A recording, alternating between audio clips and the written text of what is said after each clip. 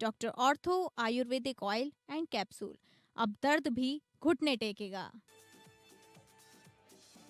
आज बीएमसी समेत महाराष्ट्र के 29 महानगर पालिकाओं के नतीजे आएंगे। मतगणना सुबह 10 बजे से शुरू। राज्य भर में सुरक्षा कड़ी कर दी गई है। धामी कैबिनेट ने लिया बड़ा फैसला। पॉक्सो एनआई एक्ट भ्रष्टाचार जैसे मुकदमों का तेजी से होगा निस्तारण। मुकदमों के तेज निपटारे के लिए 16 विशेष न्यायालय बनेंगे। देहरादून में 16 विशेष अदालतों का गठन। ईडी समन अवहेलना मामले में झारखंड हाईकोर्ट से हेमंत सोरेन को झटका। अदालत ने खारिज की हेमंत सोरेन की चुनौती याचिका। एमपी एमएलए कोर्ट के संज्ञान को दी थी चुनौती। करिश्मा कपूर संजय कपूर तलाक केस में प्रिया कपूर की अर्जी पर सुप्रीम कोर्ट में होगी सुनवाई। तलाक के गोपनीय दस्तावेज देने पर होगी सुनवाई।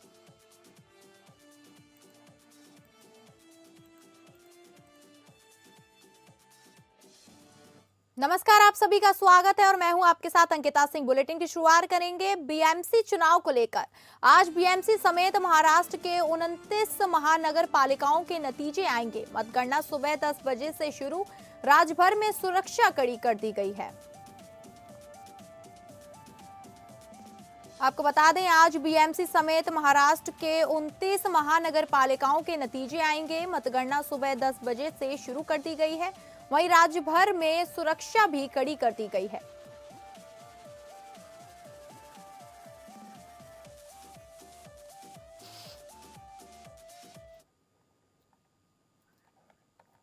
और ज्यादा जानकारी के साथ हमारे संवाददाता सर्वजीत सोनी हमारे साथ जुड़ गए हैं। सर्वजीत, आज चुनाव नतीजे आने हैं बीएमसी के, उसको लेकर और क्या जानकारी आ रही है? जिस तरह से 10 बजे से पहले जो है बैलेट पेपर का जो काउंटिंग है वो शुरू कर दिया गया था। अब 10 बजे ईवीएम मशीन की जो काउंटिंग है वो शुरू कर दी गई है। मुंबई समेत कई 29 महानगर पालिकाओं में 15,000 से अधिक उम्मीदवारों के जो जो उसमें जो ईवीएम में कैद हैं। हालांकि ईवीएम का धीरे धीरे खुलने का जो काउंटिंग शुरू है, तो जो जितने उम्मीदवार हैं आस लगाए बैठे हैं कि उनकी जीत होगी। हालांकि सबकी नजर मुंबई महानगर पालिका पे है। मुंबई महानगर पालिका पे जिस तरह से चुनाव के लिए जो रणनीति की गई थी, इस पे देखना है कि क्या गठबंधन जो हुआ था मन से और उद्धव ठाकरे का, ये कितना लाभकारी मिलता है। हालांकि अभी धीरे धीरे जो काउंटिंग की जो प्रक्रिया है वो शुरू हुई है और जब अभी कुछ समय के बाद जो है पूरी जो पिक्चर क्लियर हो पाएगा कि किसे कितना सीट मिला है। हालांकि काउंटिंग की जो प्रक्रिया शुरू है, सुरक्षा को लेकर कड़े इंतजाम किए गए हैं। वहाँ पे महाराष्ट्र में कई ऐसी जगह है जहाँ पर जो है ईवीएम को छेड़छाड़ का आरोप भी लगाया गया था। इसको देखते हुए काउंटिंग की जो स्थान है वहाँ पे कड़े पैमाने पर वहाँ पे पुलिस बंदोबस्त तैनात किए गए हैं। जी ठीक है, बहुत बहुत धन्यवाद आपका जानकारी साझा करने के लिए। तो आपको बता दें, बीएमसी महाराष्ट्र के 893 वार्डों में 15,931 उम्मीदवारों की किस्मत का फैसला आज हो जाएगा। इस चुनाव में 3.48 करोड़ मतदाताओं ने अपने मत का प्रयोग किया। मुंबई से 1700 और पुणे से 1,166 प्रत्याशियों के भाग्य का फैसला होगा। 29 नगर निगमों के ये चुनाव 6 साल से ज्यादा समय के अंतराल के बाद हो रहे हैं। इन नगर निगमों का कार्यकाल 2020 से 2023 के बीच समाप्त हो चुका था। आज जिन नगर निगमों की मतगणना हो रही है उसमें मुंबई, पुणे, पिंपरी चिंचवड़, ठाणे, नागपुर, नासिक, छत्रपति संभाजी नगर, नवी मुंबई, बसई, विरार, कल्याण, डोंबिवली, मीरा भाईंदर शामिल है। बीएमसी चुनाव और मतगणना के दौरान कानून व्यवस्था बनाए रखने के लिए मुंबई में वरिष्ठ अधिकारियों समेत 25,000 से अधिक पुलिसकर्मियों की तैनाती की गई है।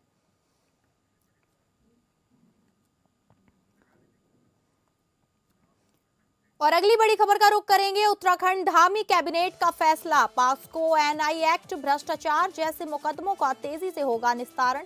मुकदमों के तेज निपटारे के लिए 16 विशेष न्यायालय बनेंगे। देहरादून में 16 विशेष अदालतों का गठन किया जाएगा।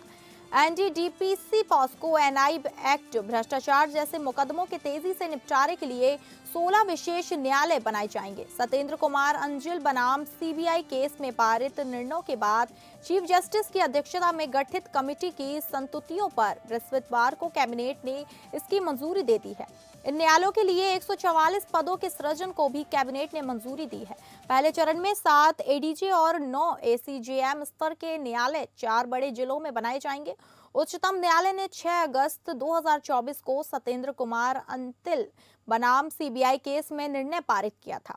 यह निर्णय जमानत और मौलिक अधिकारों के संबंध में था। इसमें आरोपियों को नोटिस देने से लेकर जमानतों का तेजी से निपटारा आदि शामिल था। इसके अलावा इसके बिंदु संख्या 5 में विशेष अदालतों के गठन के निर्देश भी पारित किए गए थे। ये विशेष न्यायालय ऐसे राज्यों में गठित किए जाएंगे जहां पर विचाराधीन कैदियों की संख्या अधिक है। इस निर्णय के बाद उच्च न्यायालय के चीफ जस्टिस की अध्यक्षता में एक समिति का गठन किया गया। इस समिति ने प्रदेश में एनडीपीएस, पॉस्को, चेक बाउंस, भ्रष्टाचार निवारण अधिनियम जैसे मामलों के तेजी से निपटारे के लिए विशेष अदालतों के गठन की संस्तुति की थी। कैबिनेट ने इसे मंजूरी दी है। प्रथम चरण में हरिद्वार, नैनीताल, ऊधम सिंह नगर और देहरादून में 16 विशेष अदालतों का गठन किया जाएगा।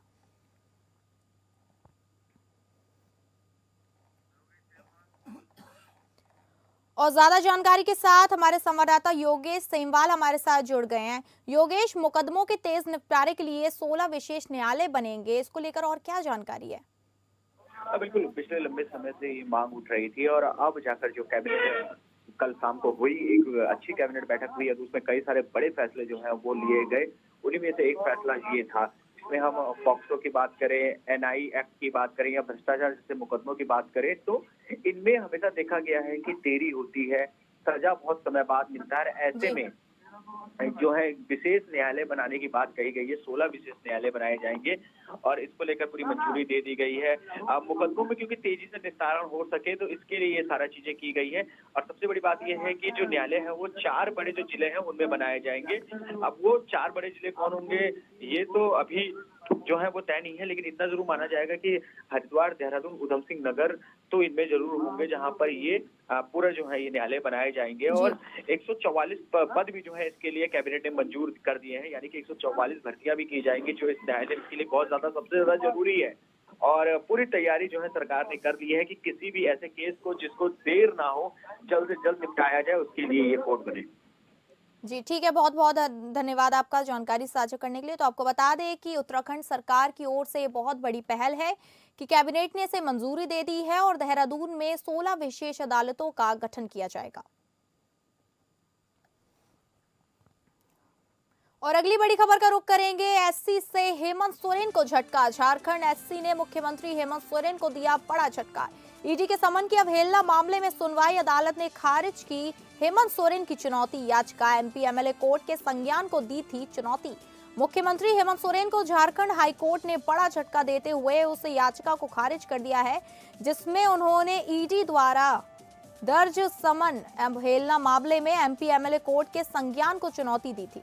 इस मामले पर हुई आज की सुनवाई के दौरान अपना फैसला सुनाते हुए अदालत ने कहा कि क्योंकि ये मामला ईडी द्वारा समन की अवहेलना पर दर्ज शिकायत से संबंधित है, इस स्तर पर अदालत हस्तक्षेप नहीं कर सकती। मालूम हो कि केंद्रीय एजेंसी ने रांची में जमीन से जुड़े एक मामले में हेमंत सोरेन को समन जारी किया था, तो वहीं इस मामले में प्रवर्तन निदेशालय रांची से जेएम कोर्ट द्वारा लिए गए संज्ञान आदेश को मुख्यमंत्री ने हाईकोर्ट में चुनौती दी थी।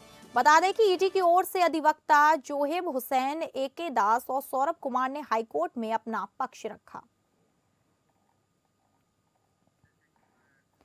और ज्यादा जानकारी के साथ अजय सिंह हमारे ब्यूरो हेड हमारे साथ जुड़ गए हैं। अजय, अदालत ने हेमंत सोरेन की चुनौती की याचिका को खारिज कर दिया, इसको लेकर और क्या जानकारी आ गई है?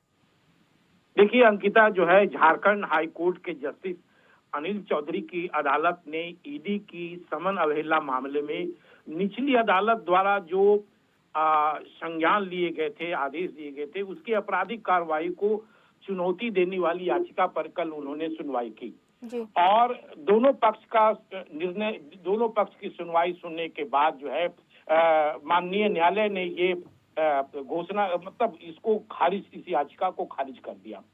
प्रार्थी की ओर से कहा गया था कि ये जो समन जो है, ईडी का जो समन है वो निराधार है, इससे एक मिला जाए। इस पर ईडी ने कहा है कि ये, ईडी ने कहा था, ईडी के वकील ने कहा कि इनको 10-10 बार समन भेजा गया, लेकिन 2 बार ही ये इन्होंने टर्न अप हुआ। तो ये जो मामला है आरोपी की ओर से, मतलब अधिवक्ता जो है स्पेशल काउंसिल जोहेब हुसैन थे, अमित कुमार दास थे, अधिवक्ता सौरभ कुमार ने पहले की, और ईडी की ओर से जो है ईडी की ओर से प्रार्थी की ओर से सुप्रीम कोर्ट के वरीय अधिवक्ता अर्णव चौधरी ने पक्ष रखा था। तो यानी लब्बो लुभाव ये रहा ये जो मामला जो प्राची की ओर से जो कहा गया था कि संज्ञान जो लिया गया था इसको निरस्त करने के लिए, वो हाईकोर्ट ने इसको निरस्त कर दिया। जी जी ठीक है, बहुत बहुत धन्यवाद आपका जानकारी साझा करने के लिए। तो आपको बता दें, झारखंड हाईकोर्ट ने मुख्यमंत्री हेमंत सोरेन को बड़ा झटका देते हुए ईडी की समन अवहेलना मामले में सुनवाई की और अदालत ने हेमंत सोरेन की चुनौती याचिका को खारिज कर दिया है।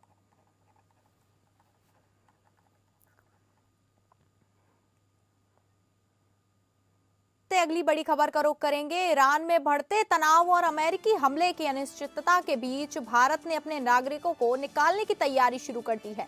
ईरान में लगभग 10,000 भारतीय नागरिक हैं, जिनमें छात्र, तीर्थयात्री और मेडिकल कॉलेजों में पढ़ने वाले छात्र शामिल हैं। भारतीय दूतावास ने ईरान में भारतीय नागरिकों से प्रदर्शन स्थलों से दूर रहने और देश छोड़ने की अपील की है। दूतावास ने छात्रों और अधिकारियों के साथ संपर्क में रहकर उनकी सुरक्षा सुनिश्चित करने के लिए कदम उठाए हैं।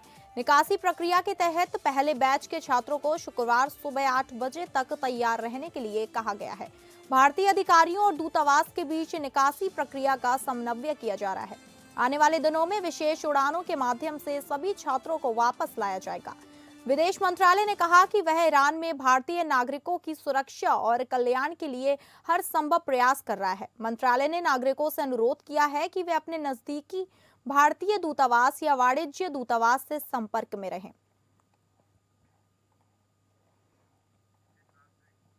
और ज्यादा जानकारी के साथ हमारे इनपुट हेड मनीष राज सिंह हमारे साथ जुड़ गए हैं। मनीष, ईरान से भारतीय नागरिकों को निकालने की तैयारी कर ली गई है और उड़ानें चलाने की भी जोर दिया जा रहा है, इसको लेकर और क्या जानकारी आई है और क्या इंतजाम किए गए हैं?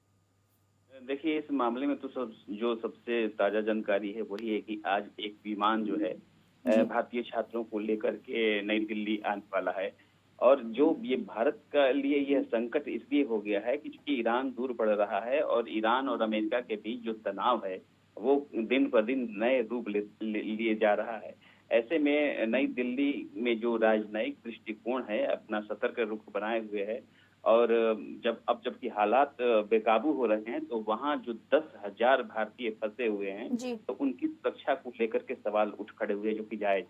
विदेश मंत्रालय का कहना है कि विदेश मंत्रालय के अधिकारी अलग अलग ईरान के इलाकों में जाकर के जो भारतीय रह रहे हैं उनसे संपर्क कर रहे हैं और उन्हें निकाल करके स्वदेश लाने पर काम हो रहा है।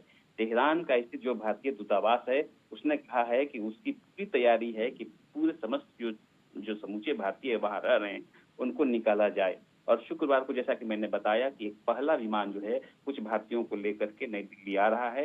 इसके बाद और भी जो उड़ानें हैं वो प्लान की जाएंगी और उसी हिसाब से कार्य किया जाएगा। जी ठीक है, बहुत बहुत धन्यवाद आपका जानकारी साझा करने के लिए। तो आपको बता दें, ईरान में लगभग 10,000 भारतीय नागरिक हैं जिन्हें भारत लाने की तैयारी कर ली गई है और आज दिल्ली एयरपोर्ट पर ईरान से कई भारतीय आ सकते हैं। और अगली खबर को रुख करेंगे। पीएम मोदी ने CSPOC का उद्घाटन किया है। लोकसभा अध्यक्ष ओम बिरला का संबोधन, आर्टिफिशियल इंटेलिजेंस और सोशल मीडिया पर भी चर्चा। प्रधानमंत्री नरेंद्र मोदी ने केंद्रीय कक्ष में राष्ट्रमंडल के अध्यक्षों और पीठासीन अधिकारियों के 28वें सम्मेलन का उद्घाटन किया। इस अवसर पर लोकसभा अध्यक्ष श्री ओम बिरला, राज्यसभा के उप सभापति श्री हरिवंश और अन्य गणमान्य व्यक्ति उपस्थित थे। लोकसभा अध्यक्ष ओम बिरला ने अपने संबोधन में आर्टिफिशियल इंटेलिजेंस और सोशल मीडिया के बढ़ते महत्व पर प्रकाश डाला। उन्होंने कहा कि इन प्रौद्योगिकियों ने लोकतांत्रिक संस्थाओं की कार्यकुशलता और प्रभावशीलता में वृद्धि की है, लेकिन इनके दुरुपयोग से गंभीर चुनौतियां भी उत्पन्न हुई हैं। उन्होंने नैतिक आर्टिफिशियल इंटेलिजेंस और विश्वसनीय सोशल मीडिया ढांचों के विकास पर बल दिया। CSPOC में राष्ट्रमंडल के 53 संप्रभु देशों की राष्ट्रीय संसदों के स्पीकर्स और पीठासीन अधिकारियों शामिल हैं। अन्य प्रतिनिधियों में 14 अर्ध स्वायत्त संसदों के पीठासीन अधिकारी, CPA के महासचिव तथा उनके साथ आए अधिकारी शामिल हैं। 42 CSPOC सदस्य देशों और 4 अर्ध स्वायत्त संसदों से कुल 61 पीठासीन अधिकारी, जिनमें 45 स्पीकर और 16 डिप्टी स्पीकर शामिल हैं, 28वें CSPOC में भाग ले रहे हैं।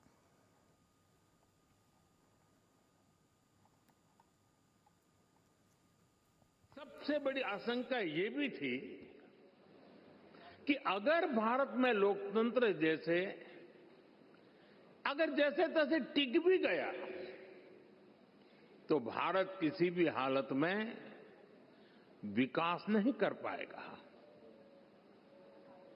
लेकिन भारत ने साबित किया कि डेमोक्रेटिक इंस्टीट्यूशंस और डेमोक्रेटिक प्रोसेसेस डेमोक्रेसी के स्टेबिलिटी, स्पीड और स्केल तीनों देते हैं। भारत दुनिया की फास्टेस्ट ग्रोइंग मेजर इकोनॉमी है। आज भारत में यूपीआई दुनिया का सबसे बड़ा डिजिटल पेमेंट सिस्टम है। आज भारत दुनिया का और अगली बड़ी खबर का रुख करेंगे। करिश्मा कपूर संजय कपूर तलाक केस में प्रिया कपूर की अर्जी पर सुप्रीम कोर्ट में सुनवाई। तलाक के गोपनीय दस्तावेज देने पर होगी सुनवाई। करिश्मा कपूर संजय कपूर तलाक केस को लेकर प्रिया कपूर की अर्जी पर सुप्रीम कोर्ट आज सुनवाई करेगा। प्रिया कपूर ने सुप्रीम कोर्ट में अर्जी दाखिल कर 2016 में हुए करिश्मा कपूर और संजय कपूर के तलाक मामले में जुड़े सभी दस्तावेजों की प्रमाणित प्रतियां दिए जाने की मांग की है। सुप्रीम कोर्ट इस पर विचार करेगी कि प्रिया कपूर को ये गोपनीय दस्तावेज दिए जाएंगे या नहीं। प्रिया कपूर ने अपनी याचिका में कहा है कि उन्हें तलाक याचिका के सभी दस्तावेज कोर्ट में दाखिल दस्तावेज, सुप्रीम कोर्ट द्वारा पारित आदेश और खासतौर पर सेटलमेंट यानी समझौते की प्रमाणित प्रतियां दी जाए।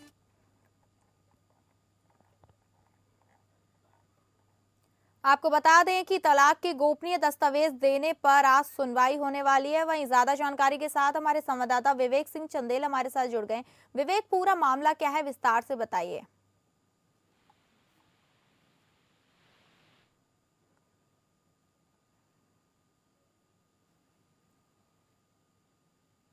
विवेक, क्या आप हमें अब सुन पा रहे हैं?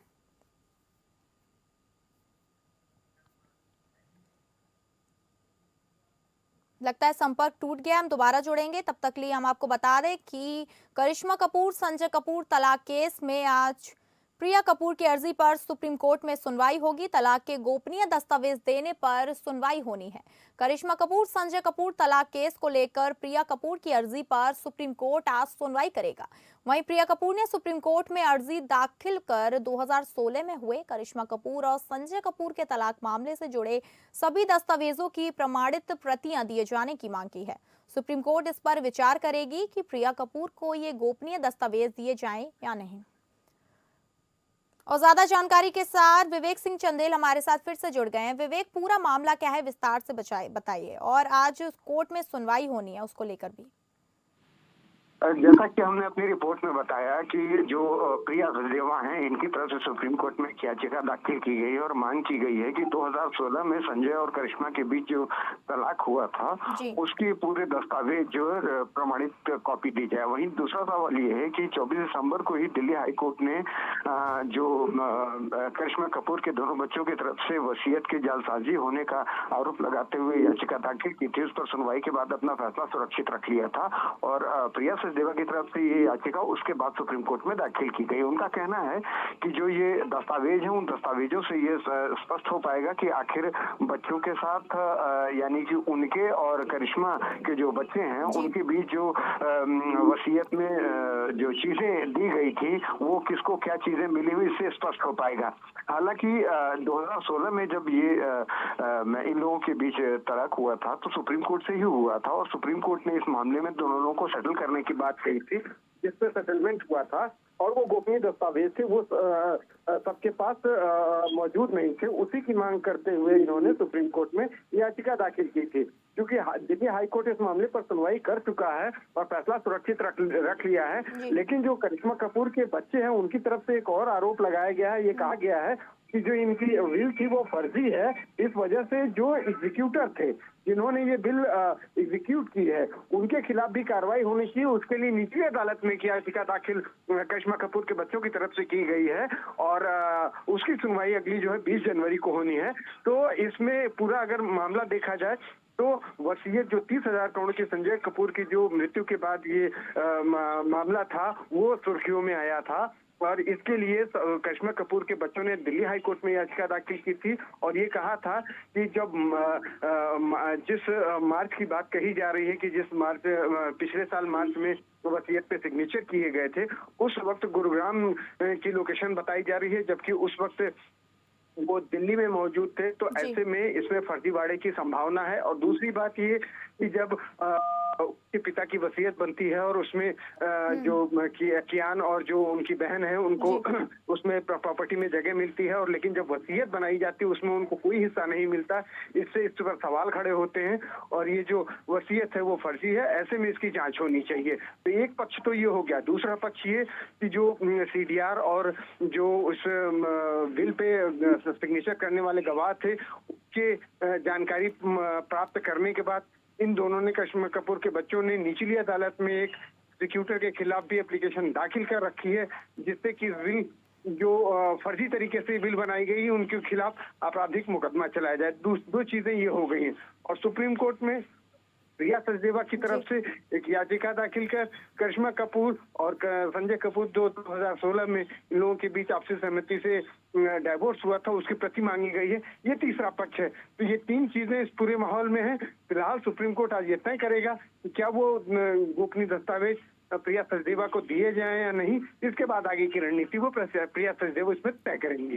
जी ठीक है, बहुत बहुत धन्यवाद आपका जानकारी साझा करने के लिए। तो आपको बता दें कि करिश्मा कपूर संजय कपूर तलाक केस की आज सुनवाई होनी है।